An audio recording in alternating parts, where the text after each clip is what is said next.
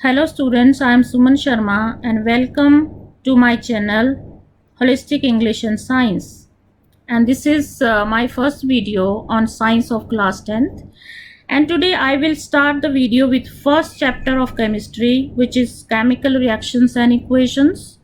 So students, let's begin the chapter. The chapter name is chemical reaction and equations.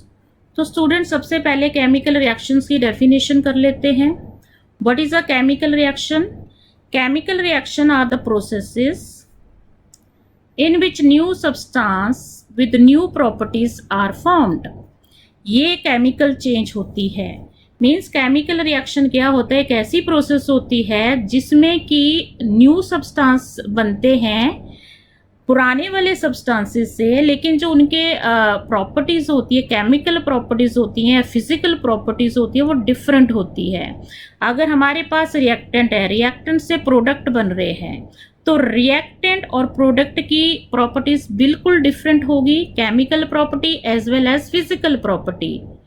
तो इसको हम chemical change भी कहते हैं. Means chemical reaction involve chemical change.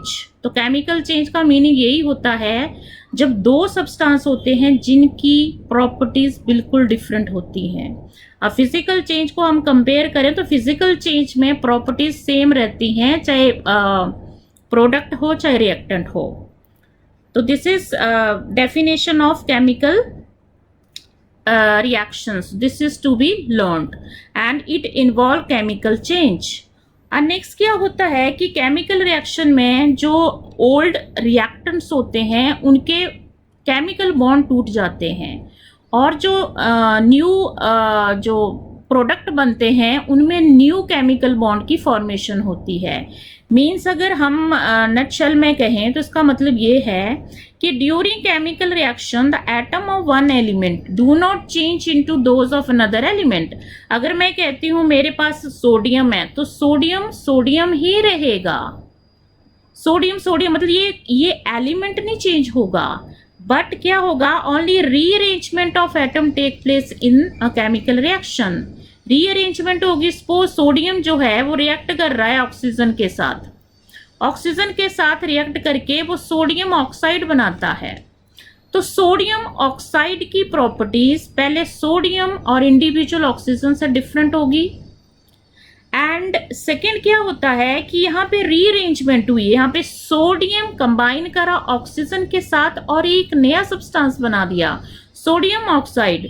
तो chemical reaction में रीअरेंजमेंट ऑफ एटम्स होता है जो आपको लर्न करना है, लेकिन एलिमेंट चेंज नहीं होते. एलिमेंट जो हमने रिएक्टेंट्स में लिए हैं वही प्रोडक्ट में रहेंगे, वो चेंज नहीं होंगे जब उनके एटम्स की रीअरेंजमेंट हो जाती है.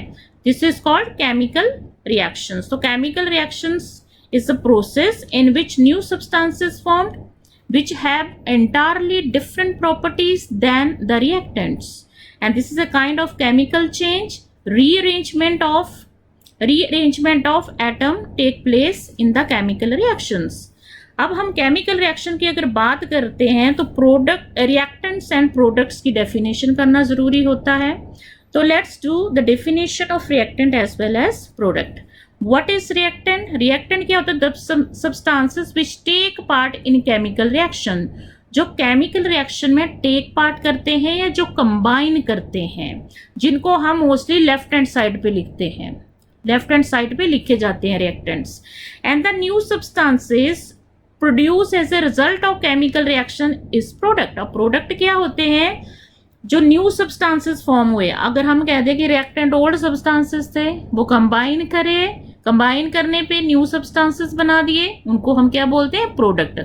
तो रिएक्टेंट एंड प्रोडक्ट की डेफिनेशन करना भी बहुत जरूरी है.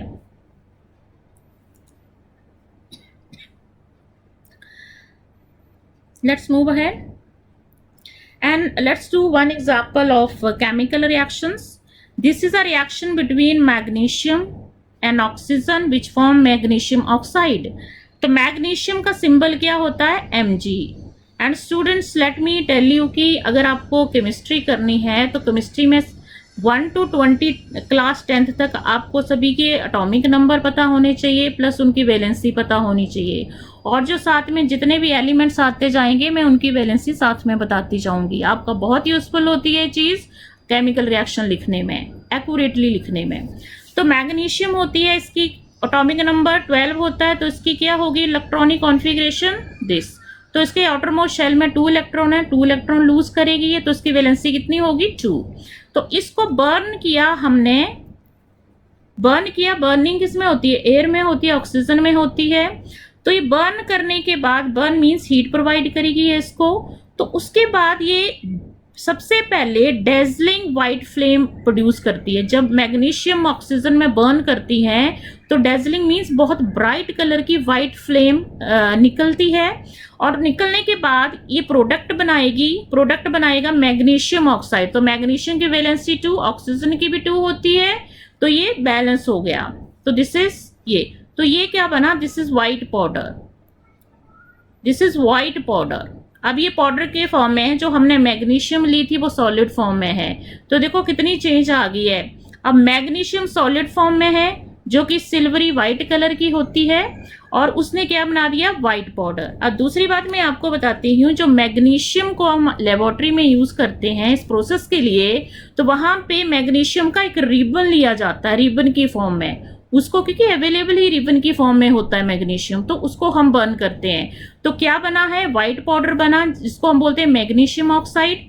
किस फ्लेम से जलता है ये, डेजलिंग व्हाइट फ्लेम। ये जो रिएक्शन है I think examination point of view से बहुत बार पूछा गया है ये, तो आपको ये लर्न करना है।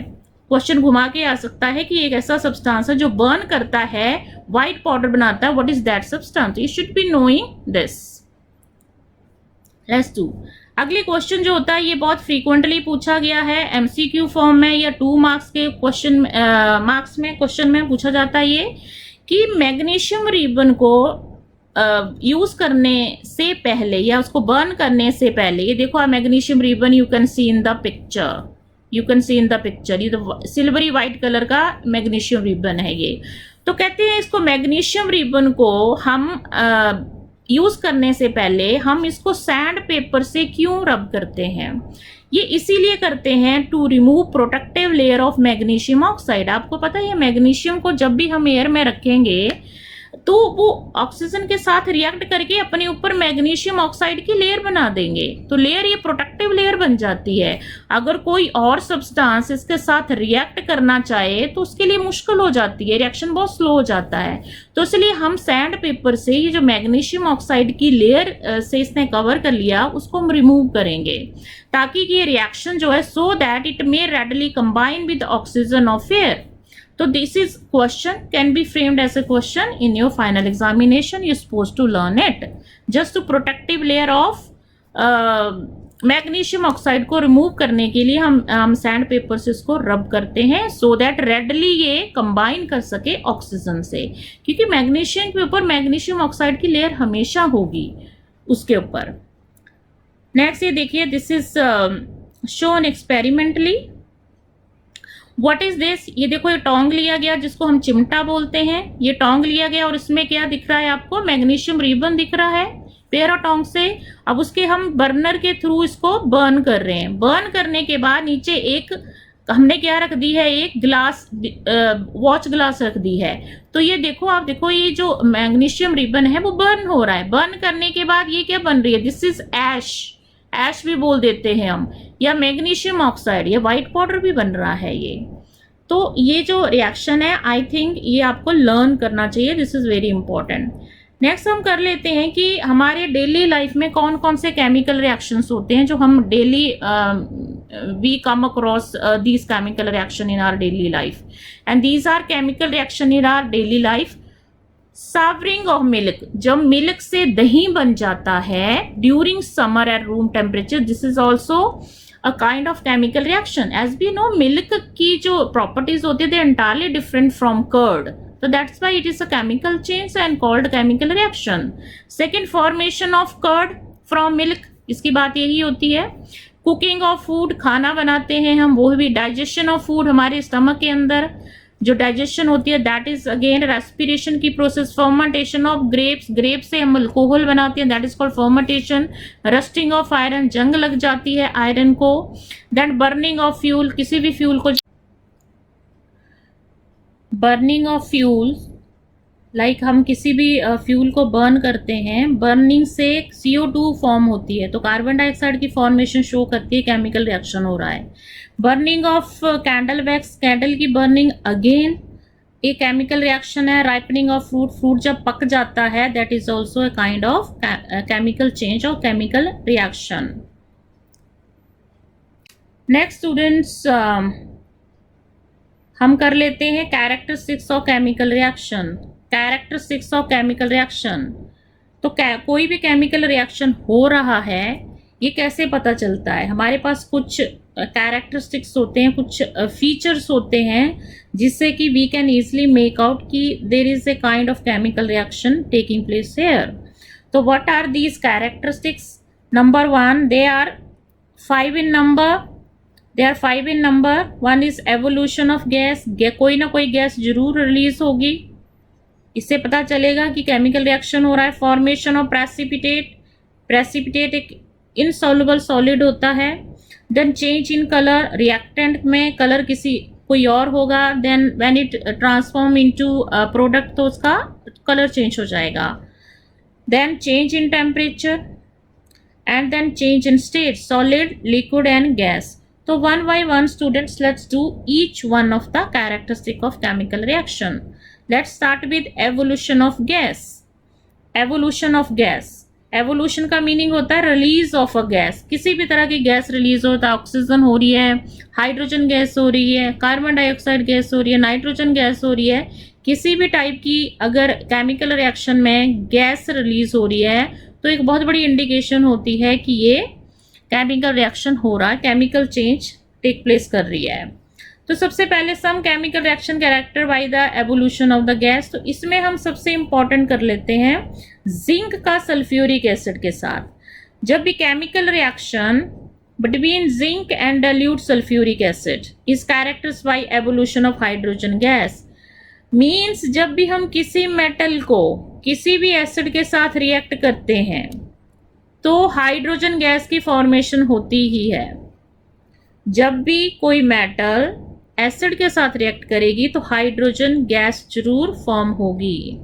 तो हम करते हैं रिएक्शन जिंक और डाइल्यूट सल्फ्यूरिक एसिड के बीच में। तो I write down the reaction.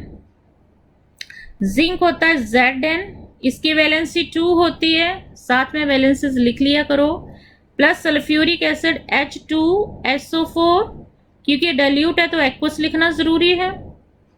Then ये क्या होता है, zinc will combine with sulphate, तो क्या बनेगा zinc sulphate, and zinc sulphate जो होता है वो हमेशा कलरलेस होता है, प्लस ऑक्सीजन गैस बच गई आपकी, सॉरी हाइड्रोजन गैस इवॉल्व होगी। तो reaction between zinc and sulphuric acid form hydrogen gas.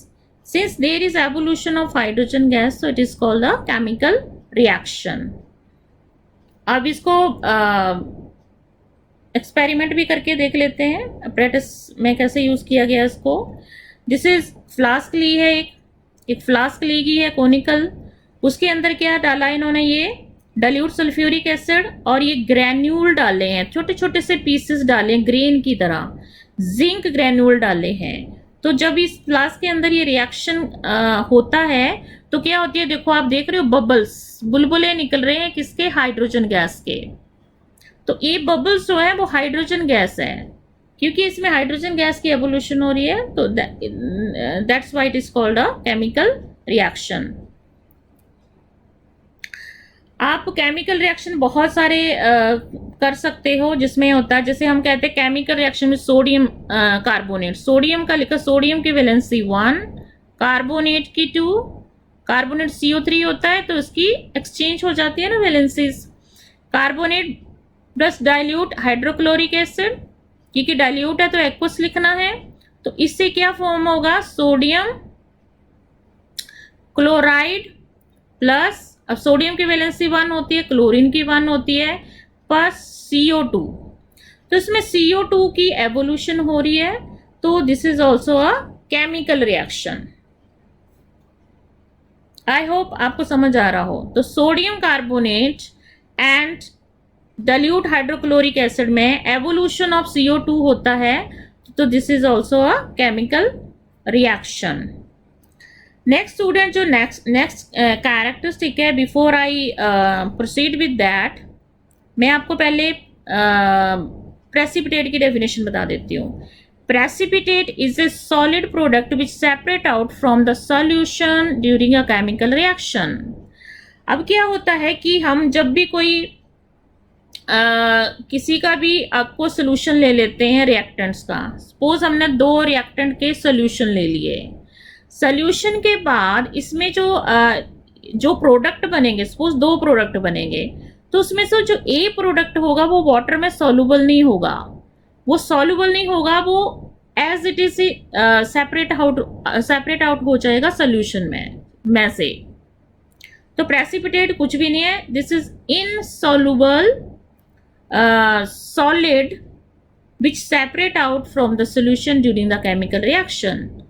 Solid form है क्योंकि वाटर में सॉल्युबल नहीं होता, घुलता नहीं है, तो अलग से वो रिएक्शन के ड्यूरिंग वो निकल जाता एज इट इज। और इस प्रेसिपिटेट का हमेशा कोई पर्टिकुलर कलर होता है। तो इसके साथ ही हम सेकेंड कैरेक्टरिस्टिक कर लेते हैं, which is formation of precipitate. तो प्रेसिपिटेट इसमें एक इनसॉल्युबल प्रोडक्ट जरूर फॉर्म होगा।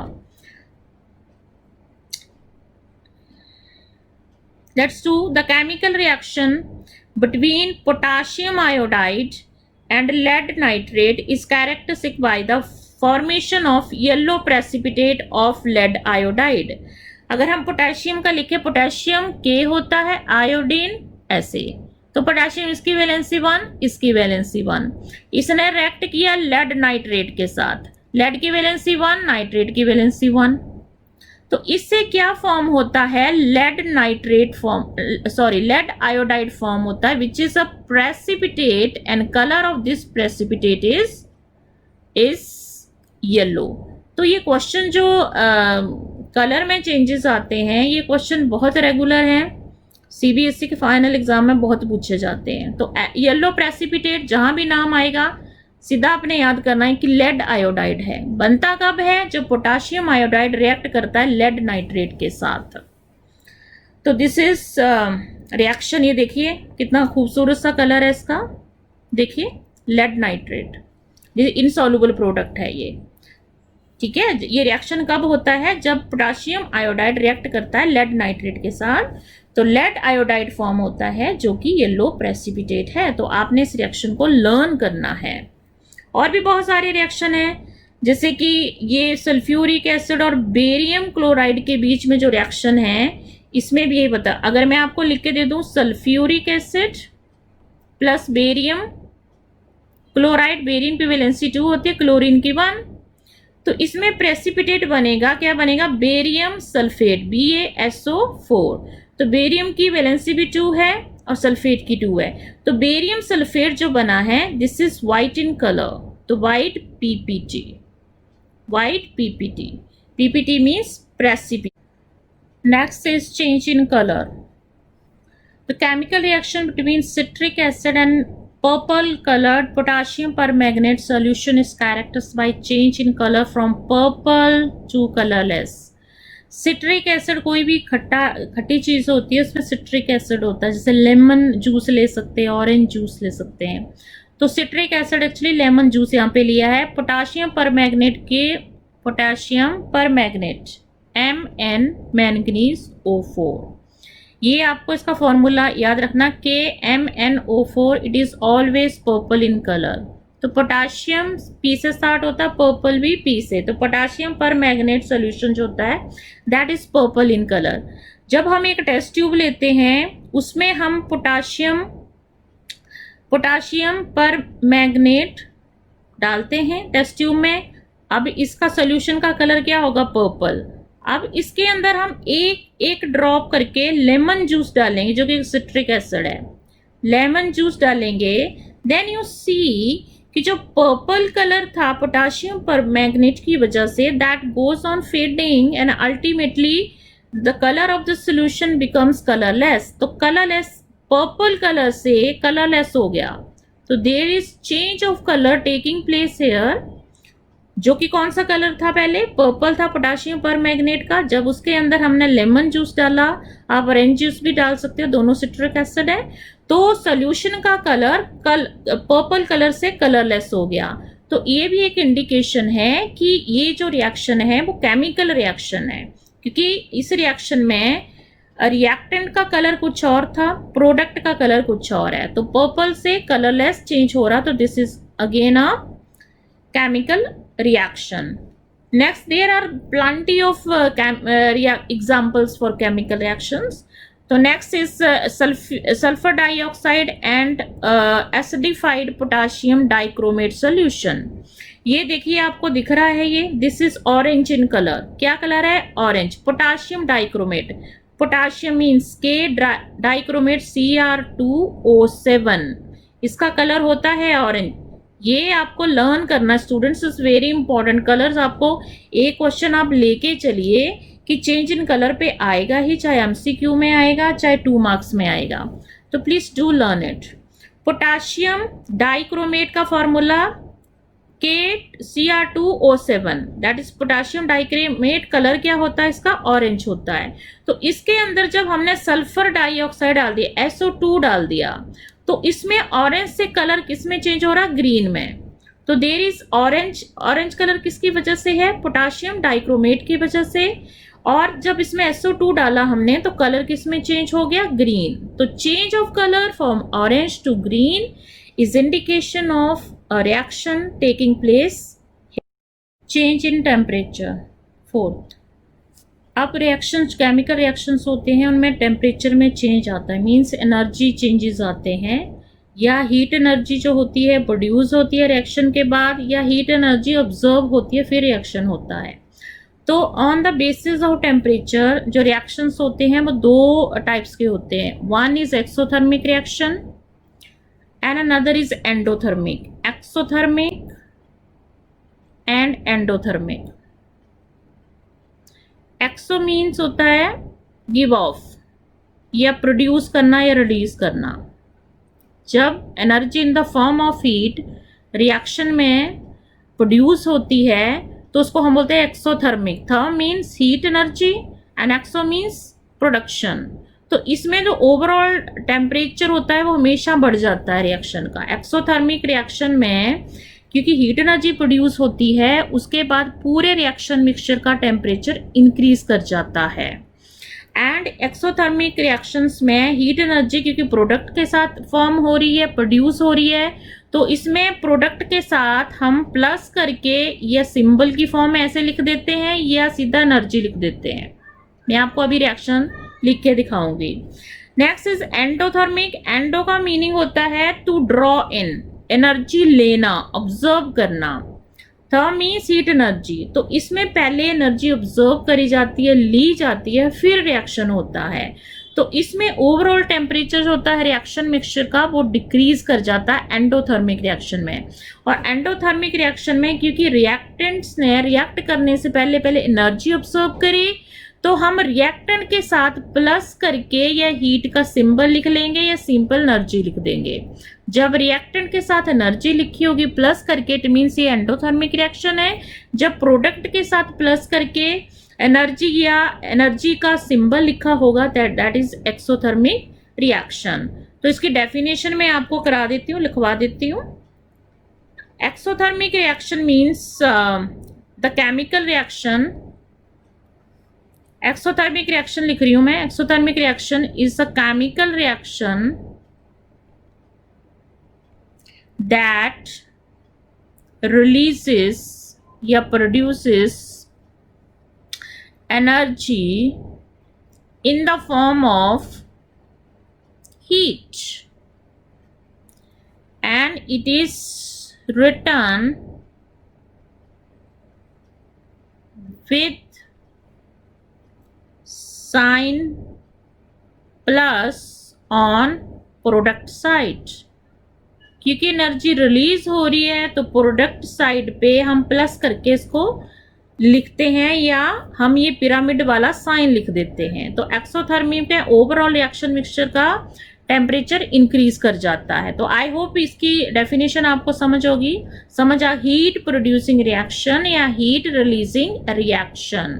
तो इसमें बहुत सारे एग्जाम्पल हैं। हमारे डे टू डे लाइफ में बर्निंग होती है, बर्निंग से हमेशा जो हीट एनर्जी बढ़ जाती है। रस्टिंग होती है, रस्टिंग ऑफ आयरन एक्सोथर्मिक है।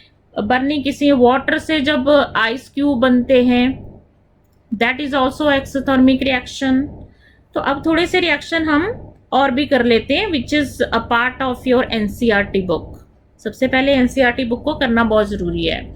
और हमारी इवन जो रेस्पिरेशन है, रेस्पिरेशन की प्रोसेस है, that is also exothermic reaction. मैं आपके लिए रिएक्शन लिख देती हूँ रेस्पिरेशन का। H6O12 6 जिसको हम ग्लूकोज बोलते हैं, ये 6O2 के साथ रिएक्ट करता है और क्या बनता है, 6CO2 बनता है प्लस 6 वाटर के मॉलिक्यूल बनता है, प्लस करके एनर्जी लिख दो। एनर्जी एटीपी की फॉर्म में बनती है, आपको पता है, क्योंकि प्लस करके प्रोडक्ट साइड में एनर्जी लिखी है, तो it means respiration is an exothermic kind of reaction. तो और भी बहुत सारे हैं जो हमारे डे टू लाइफ में एक्सोथर्मिक रिएक्शन होते हैं, दे आर प्लेंटी।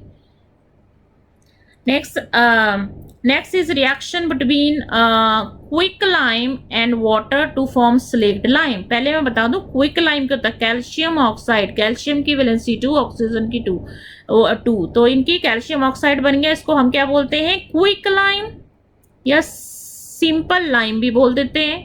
क्विकलाइम, जब हम क्विकलाइम में वाटर डालते हैं तो इसमें स्लेक्ड लाइम बनता है। प्लीज, स्लेक्ड लाइम का फॉर्मूला कैल्शियम ऑक्साइड होता है, लाइम प्लस इसमें बहुत सारी एनर्जी प्रोड्यूस होती है, क्योंकि की प्रोडक्ट साइड में एनर्जी लिखी है मैंने, तो this is an exothermic reaction. ये आपको लर्न करना है, एनसीईआरटी में भी गिवन है, रेस्पिरेशन का भी गिवन है, तो आपको ये लर्न करना ही पड़ेगा। नेक्स्ट इसका थोड़ा सा देख लेते हैं हम, क्या दे रखा फिगर में। दिस इज, ये हमने बीकर ले लिया है, बीकर में कैल्शियम ऑक्साइड डाल दिया, इसको क्विकलाइम बोलते हैं हम, CaO, ठीक है। उसके अंदर हमने ड्रॉप बाय ड्रॉप क्या पानी डाला कि क्या किसकी फॉर्मेशन, तो स्लेक्ड लाइम, कैल्शियम हाइड्रोक्साइड की फॉर्मेशन होगी, और देखो क्या निकली, हीट एनर्जी निकल रही है। तो this is an exothermic reaction. Next, अगर हम इसमें इस रिएक्शन में अगर हम बीकर को चेक करेंगे, टच करेंगे विद आवर फिंगर और हैंड, तो आप फील करोगे जो बीकर है, it feels to be quite hot, बहुत, क्योंकि टेम्परेचर राइज हो जाता है, इंक्रीज कर जाता है, हाई हो जाता है एक्सोथर्मिक रिएक्शन में। Second is endothermic. और जो हमने पीछे रिएक्शन करे थे जिंक ग्रेनुअल और सल्फ्यूरिक एसिड, वो भी एक्सोथर्मिक है। अगर किसी की बर्निंग करते हैं कार्बन की तो CO2 फॉर्म होती है, तो वो भी एक्सोथर्मिक रिएक्शन है। Next, they are plenty in number, and endothermic भी कर लेते हैं हम। तो एंडोथर्मिक रिएक्शन को बोलते हैं, एंडो का मीनिंग होता है ड्रॉ इन करना, ऑब्जर्व करना, और थर्म मीन्स हीट। तो इसमें क्या होता है, हीट ऑब्जर्विंग रिएक्शन है। तो इसकी डेफिनेशन होगी chemical reaction that observe energy in the form of heat, in the form of heat, this is called endothermic. और हम रिएक्टेंट के साथ प्लस करके लिखेंगे एंडोथर्मिक रिएक्शन को, ठीक है। तो इसमें ओवरऑल जो रिएक्शन मिक्सचर का टेम्परेचर जो होगा वो कम हो जाएगा। तो एंडोथर्मिक रिएक्शन के भी बहुत सारे एग्जाम्पल हैं जिसमें हीट ऑब्जर्व कर दी जाती है। Example day to day life से भी आप बहुत कर सकते हैं, आपकी बुक के अकॉर्डिंग कर लेते हैं। Energy is observe due to temperature fall when the barium hydroxide, barium की वैलेंसी 2, हाइड्रोक्साइड की 1, तो बेरियम ऑक्साइड, अमोनियम NH4 जिसकी वैलेंसी 1 होती है, क्लोरीन की भी वैलेंसी 1, जब ये लेते हैं तो इसमें जो बेरियम क्लोराइड बनेगा प्लस अमोनिया बनेगा, NH3 प्लस वाटर बनेगा। लेकिन इस रिएक्शन के लिए हमें एनर्जी प्रोवाइड करनी पड़ेगी, तो इसमें प्लस करके लिखना रिएक्टेंट के साथ हमने। तो this is a kind of N endothermic reaction. Next is change in state. Chemical reaction में डिफरेंट एलिमेंट्स में स्टेट में भी चेंज होता है। अब स्टेट 3 टाइप्स की होती है, लिक्विड, सॉलिड और गैस। जैसे हम एग्जांपल लेते हैं, जब ये कैंडल वैक्स बर्न करती है तो हमारे पास बर्निंग होती है, इट मीन्स वाटर फॉर्म होता है और कार्बन डाइऑक्साइड फॉर्म होती है। As you know, water liquid है, कार्बन डाइऑक्साइड गैस है, और जो वैक्स थी वो सॉलिड है। तो यहाँ पे इस रिएक्शन में burning of candle wax, there is a change of state from solid wax to liquid water and gas. तो 3 टाइप की चेंजेस होती हैं इसमें, from solid to liquid and gas. क्योंकि चेंज इन स्टेट हो रहा है, that's why it is called, it is a very important characteristic of chemical reaction। जब भी स्टेट में चेंज होगा, चाहे सॉलिड टू गैस है, लिक्विड है, तो हम कह देंगे कि केमिकल रिएक्शन हो रहा है ये। Next topic is chemical equation. What is chemical equations? It is a method of representing a chemical reaction with the help of symbols and formula of the substances involved in it। तो chemical reaction में जितने भी substances involve होते हैं, हम उनके symbol लिखते हैं। जैसे जिंक का सिंबल क्या होता है? Zn। फॉर्मूला लिखते हैं, जैसे सल्फ्यूरिक एसिड का फॉर्मूला H2SO4 होता है। जब भी हम केमिकल रिएक्शन को सिंबल की फॉर्म में या फॉर्मूला की फॉर्म में रिप्रेजेंट करते हैं, तो that is called chemical equation. इसकी डेफिनेशन आपको लर्न करनी है। तो सबसे पहले हम किसी भी रिएक्शन का वर्ड इक्वेशन लिखते हैं, मीन्स सारे जो सब्सटेंसेस हैं उनको वर्ड्स में लिखा जाता है। जिंक सल्फ्यूरिक एसिड के साथ रिएक्ट करके zinc sulphate and hydrogen gas form करता है। तो इसको हम अभी केमिकल इक्वेशन की फॉर्म में लिखेंगे, which is written like this: zinc is represented by Zn, sulfuric acid represented by H2SO4। when these two reactants combine together, they form zinc sulfate and hydrogen gas। Zinc की valency 2 होती है, sulphate की valency भी 2 होती है। तो here the substances which is written on the left hand side are called reactants। तो reactant कौन होते हैं? जो रिएक्ट करते हैं, कंबाइन करते हैं। तो here zinc and sulphuric acid are reactant, whereas zinc sulphate and hydrogen gas are products. तो न्यू सब्सटेंसेस जो फॉर्म होते हैं, दैट इज कॉल्ड प्रोडक्ट, जो हमेशा राइट हैंड साइड पे लिखे जाते हैं। Let's move on to next. Next होता है balanced and unbalanced chemical equation. ये केमिकल इक्वेशन होती है, बैलेंस भी हो सकती है, अनबैलेंस भी हो सकती है। बट हेयर हम इस चैप्टर में करेंगे कि इक्वेशन को बैलेंस कैसे करा जाता है। एंड आई थिंक इस चैप्टर का मोस्ट इम्पॉर्टेंट टॉपिक है, क्वेश्चन आता ही आता है इसके ऊपर। तो बैलेंस केमिकल इक्वेशन की डेफिनेशन क्या होती है? जब प्रोडक्ट एंड रिएक्टेंट्स में total number of atoms equal होते हैं, मीन्स जितने रिएक्टेंट के एलिमेंट्स हैं that should be equal to the elements on product side. इनके अगर एटम सेम होंगे, एलिमेंट सेम होंगे, इट मीन्स उनका मास भी सेम होगा। तो जो मास रिएक्टेंट का होगा that should be equal to the mass of product. क्योंकि हम किसी भी इक्वेशन को बैलेंस करते ही इसीलिए हैं, to follow the law of conservation of mass, which says कि the mass of the reactant should be equal to mass of the product. अगर इक्वेशन बैलेंस होगी, उनका मास सिमिलर आएगा, सेम आएगा। अगर अनबैलेंस होगी तो मास भी हो सकता है एक साइड में ज़्यादा है, दूसरे में कम है।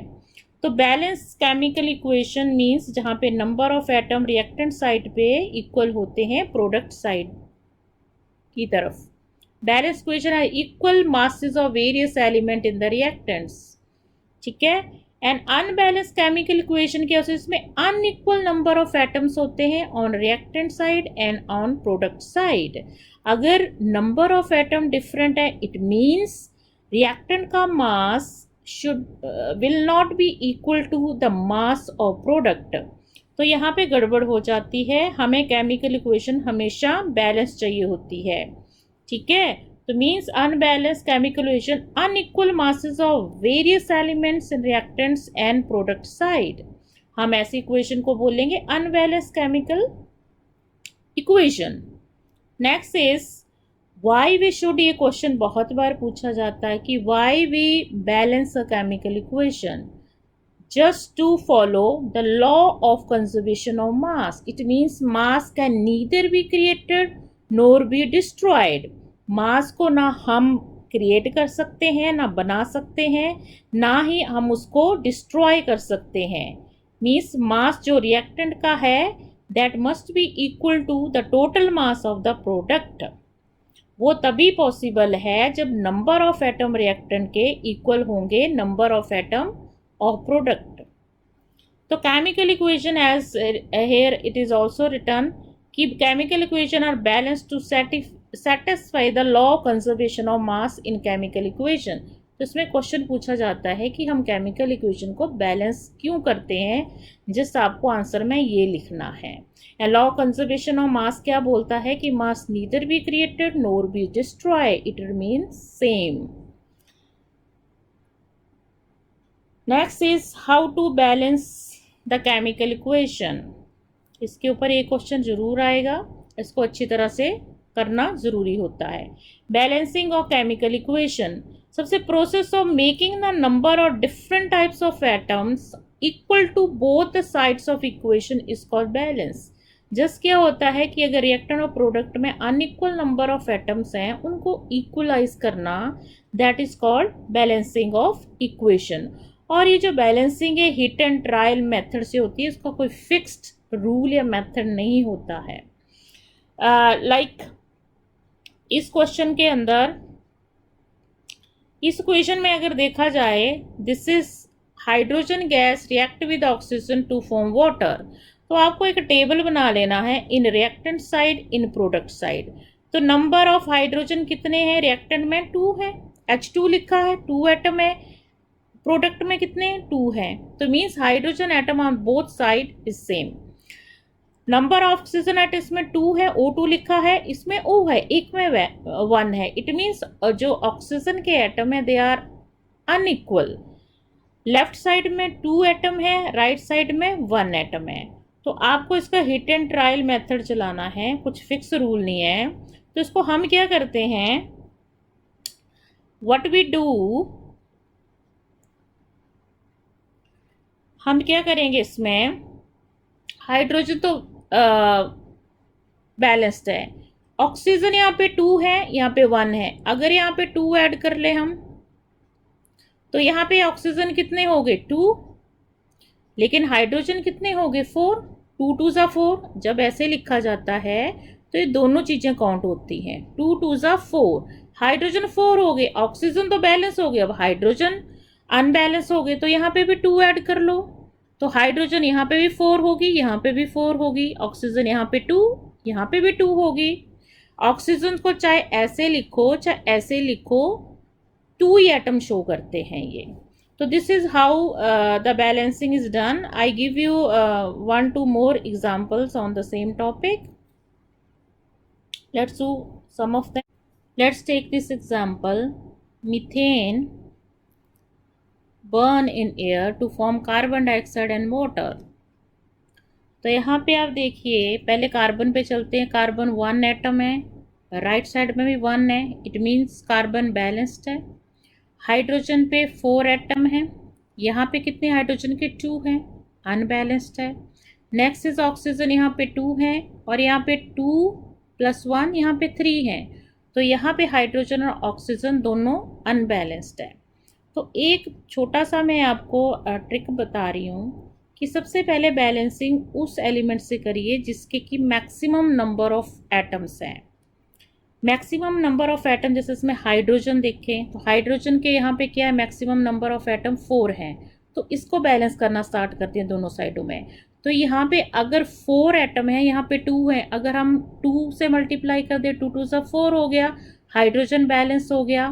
नेक्स्ट इज तुम्हारे यहाँ पे देखो कार्बन बैलेंस्ड है, 1 1 है, अब हाइड्रोजन भी हमने बैलेंस कर दिया, दोनों साइड में 4 हो गए। ऑक्सीजन कितने 2, यहाँ पे ऑक्सीजन कितने हो गए 2 और ये 2 4 हो गए, तो यहाँ पे 2 ऐड कर लेते हैं हम, 2 2 सा 4।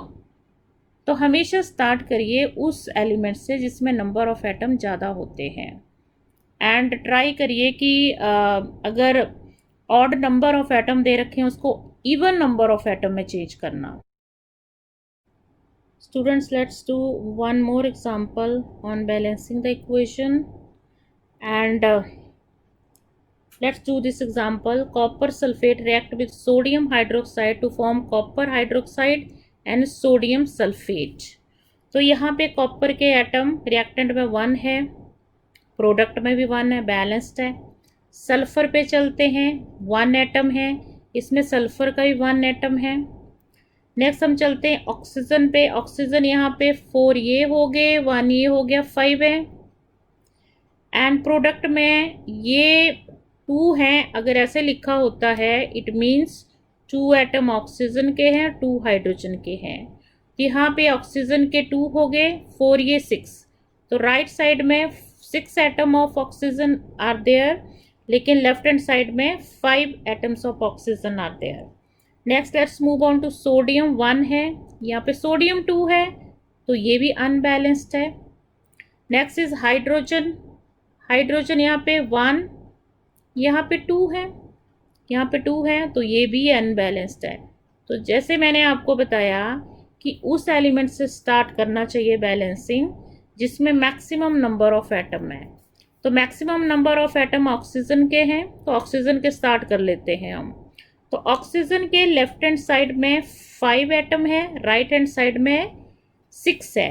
तो दूसरा आप ट्राई करा करें कि अगर कोई odd number of element given है तो उसको इवन में चेंज करा करें, कि जैसे 5 में अगर मैं 1 प्लस कर दूं तो वो 6 हो जाएंगे। तो लेट्स डू दैट। तो इसमें ऑक्सीजन कितना है, यहाँ 4 है, तो इसको रहने देते हैं। यहाँ पे 1 है तो इसको 2 कर दें, तो लेफ्ट हैंड साइड में 6 हो गए, 4 ये और 2 ये 6 हो गए, तो ये ऑक्सीजन बैलेंस हो गया। नेक्स्ट हमने किसको बैलेंस करना है, सोडियम को। अब सोडियम क्या था, यहाँ पे 2 हो गए, यहाँ पे भी 2 हो गए। हाइड्रोजन कितने थे, यहाँ पे कितने थे, 2, और यहाँ पे भी 2 है, तो इक्वेशन इज बैलेंस्ड। तो always start your equation with that element which has maximum number of atoms। अगर odd number of atom दे रखे हैं उसको even में change कर सके। Next is to make equation more informative। अपनी equation को कैसे और informative बनाना है। सबसे पहले आप informative कैसे बना सकते हैं, by indicating the physical state of reactant and product। physical state means solid, liquid, aqueous, aqueous का meaning aqueous solution, and gas. ये 4 टाइप की फिजिकल स्टेट्स होती है रिएक्टेंट की, प्रोडक्ट की। उसके सिंबल के साथ आपको ये लिखना पड़ता है। लाइक एग्जांपल, ये जिंक सॉलिड होता तो ब्रैकेट में एस लिख दिया, ये सल्फ्यूरिक एसिड सॉल्यूशन है तो AQ लिख दिया, जिंक सल्फेट सॉल्यूशन है AQ, एंड ये हाइड्रोजन गैस, गैस है तो गैस की फॉर्म में इसको स्टेट लिख दी। तो this is how the states are written. One more thing about it, जैसे यहाँ पे है ये एक्वा सोल्यूशन हो गया, कैल्शियम हाइड्रोक्साइड, इसको लाइम वाटर भी बोलते हैं, स्लेक्ट लाइम भी वाटर बोलते हैं। तो this is an aqua solution. Carbon dioxide एक गैस है। अब यहाँ पे जो प्रेसिपिटेट होता है उसके साथ स्टेट सॉलिड आती है, याद रखना प्रेसिपिटेट उसको सॉलिड फॉर्म में लिखा जाता है।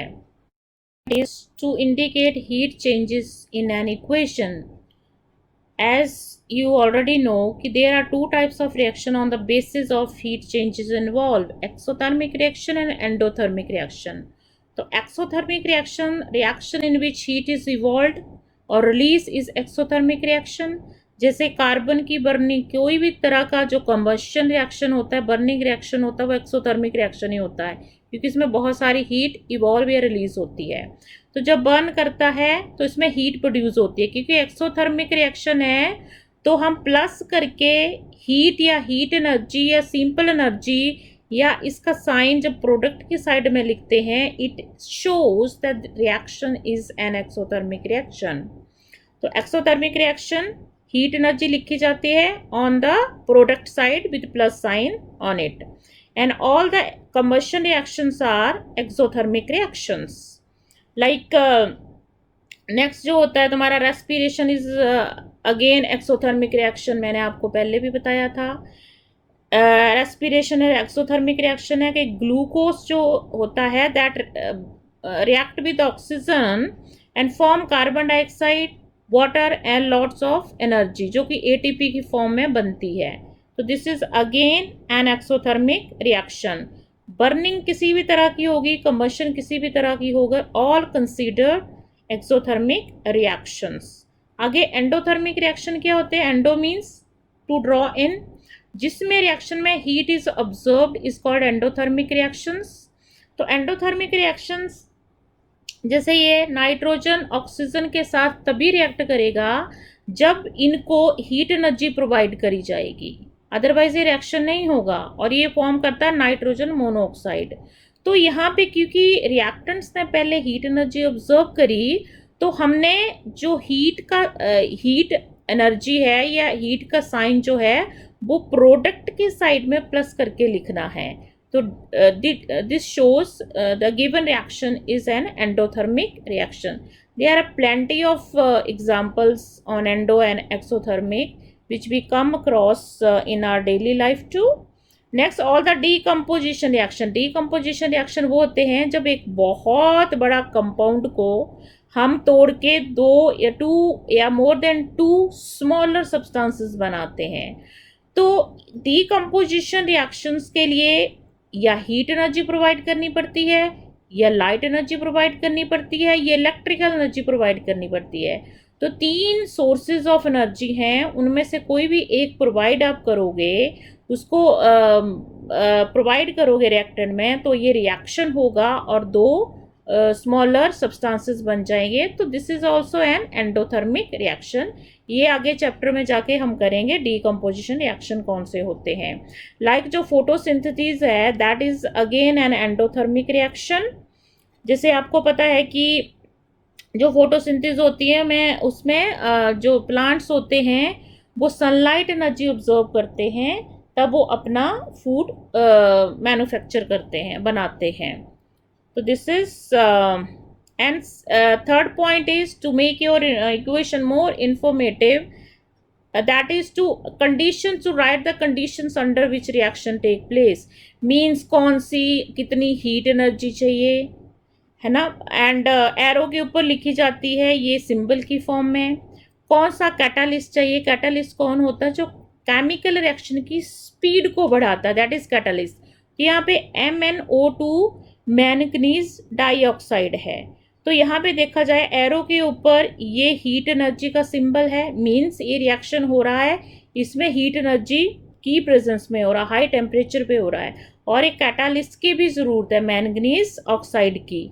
तो ये 2 कंडीशंस होगी, और भी बहुत सारी कंडीशंस होती हैं, लाइक कितना आपको टेम्परेचर चाहिए, जैसे 300 degree Celsius temperature degree Celsius में लिखा जाता है, और ATM होता है एटमॉस्फेरिक प्रेशर कितना चाहिए, 300 है, और ये कैटालिस्ट है। तो कौन कौन सी कंडीशन होती है, एक टेम्परेचर, एक एटमॉस्फेरिक प्रेशर, कैटालिस्ट